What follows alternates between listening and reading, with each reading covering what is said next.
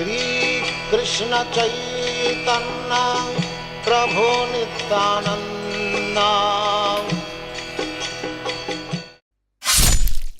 Hare Krishna, welcome. I am reading Bhagavad-gita as it is.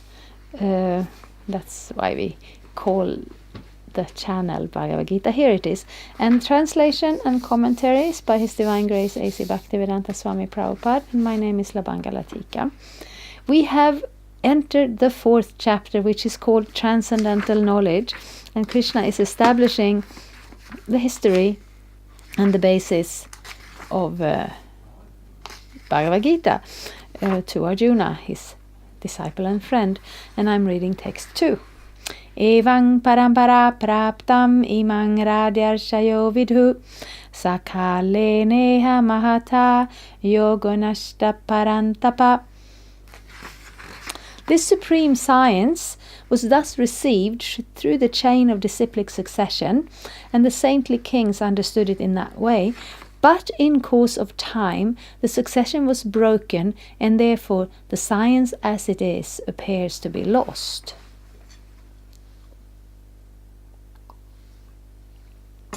Purport. It is clearly stated that the Gita was especially meant for the saintly kings because they were to execute its purpose in ruling over the citizens. Certainly, Bhagavad-gita was never meant for the demonic persons who would dissipate its value for no one's benefit and would devise all types of interpretations according to personal whims. As soon as the original purpose was scattered by the motives of the unscrupulous commentators, there arose the need to re-establish the disciplic succession. 5,000 years ago, it was detected by the Lord himself that the disciplic succession was broken, and therefore he declared that the purpose of the Gita appears to be lost. In the same way, at the present moment also, there are so many editions of the Gita, especially in English, but almost all of them are not according to authorized disciplic succession.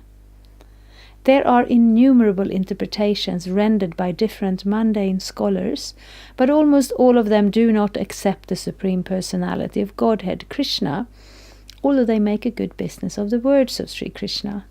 This spirit is demonic, because demons do not believe in God, but simply enjoy the property of the Supreme. Since there is a great need of an edition of the Gita in English, as it is received by the Parampara disciplic succession, that system, an attempt is made herewith to fulfill this great want. Bhagavad-gita, accepted as it is a great boon to humanity. But if it is accepted as a treatise of philosophical speculation, it is simply a waste of time. Yes.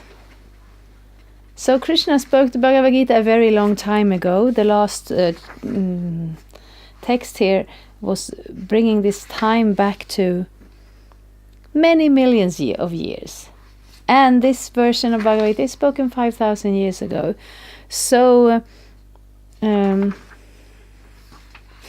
is some kind of philosophy that wants to call God the great clockmaker, because looking at this universe, it is so impressive and it's so precise and very timely. The sun comes up and goes down every day. Summer and winter comes around every year, and the flowers come out of the ground, and in the autumn the leaves fall. So in some places you call autumn fall. It's easy to remember that way. And it's impressive to see how this structure is so complete and wonderful. And then some philosophies are claiming, so God did that, and now we're in the universe and he's outside of it, and we can't really reach him and he can't really reach us. Well, that's a preposterous idea, because if God can create a universe that is obviously not at all comparable to a clock, it has all these individual living entities somehow fitting all together in it, he's perfectly able to reach us here also. The reason that we don't see more of him is due to our own disinterest. We want to go to this material world and somehow or another manage a life independent of God.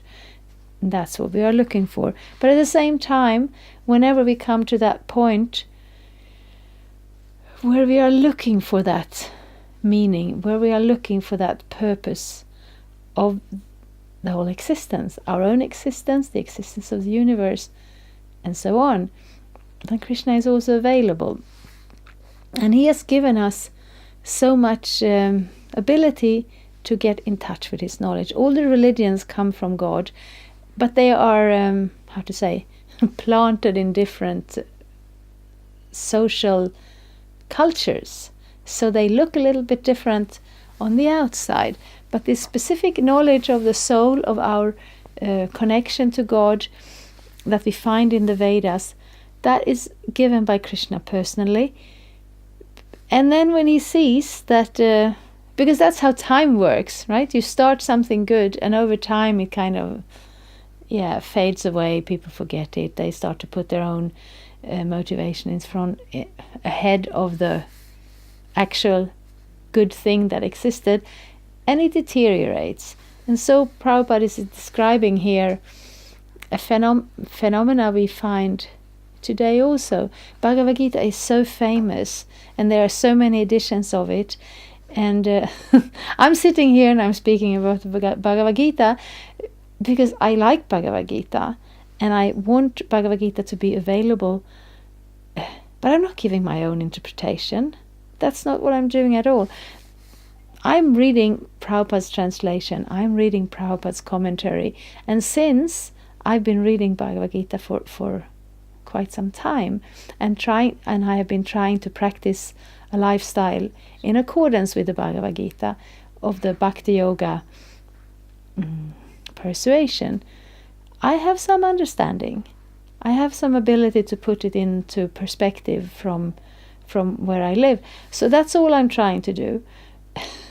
And this is a very small attempt, and I hope it makes you more enthusiastic about actually studying and understanding and practicing the philosophy of Bhagavad-gita. What Prabhupada did was he took the whole book and translated it into English, and there are other editions.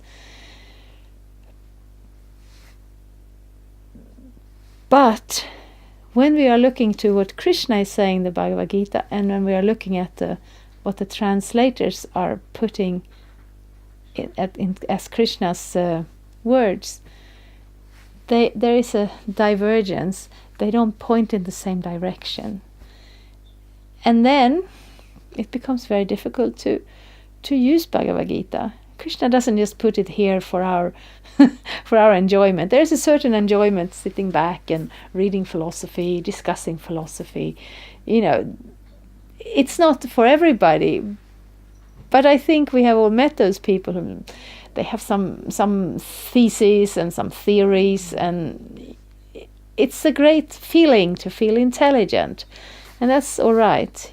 We have many different hobbies in this world.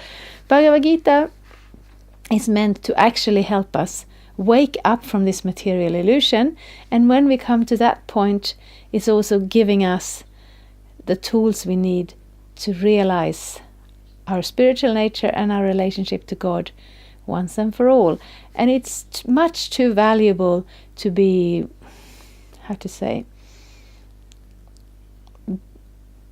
used as some kind of a hobby philosopher's thesis.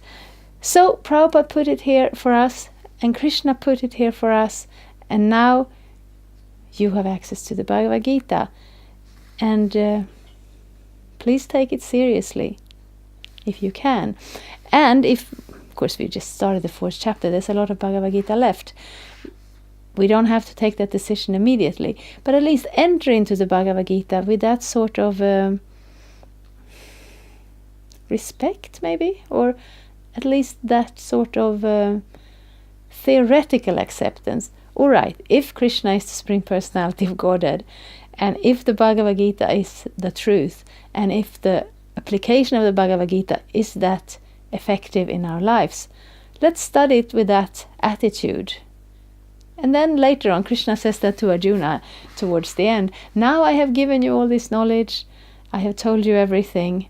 So please consider it carefully, and then decide for yourself what you're going to do. But we cannot make that decision unless we have enough knowledge. So Bhagavad-gita wants to give us that knowledge. So yes. And it's not just for us. It's not just for the old times. It's not just for the modern times. It's for every human being in this material world. So that's how we start. Thank you very much. Hare Krishna. Thank you for watching. We aim for updates every Tuesday and Friday. Please come back. If you have any questions or comments, please leave them down there. We also have some links and information for you. And there is, of course, the subscribe button. Thank you. Hare Krishna. I'm a Hare Krishna, and I approve this message. Subscribe. Hare Krishna, Krishna Krishna, Hare Hare.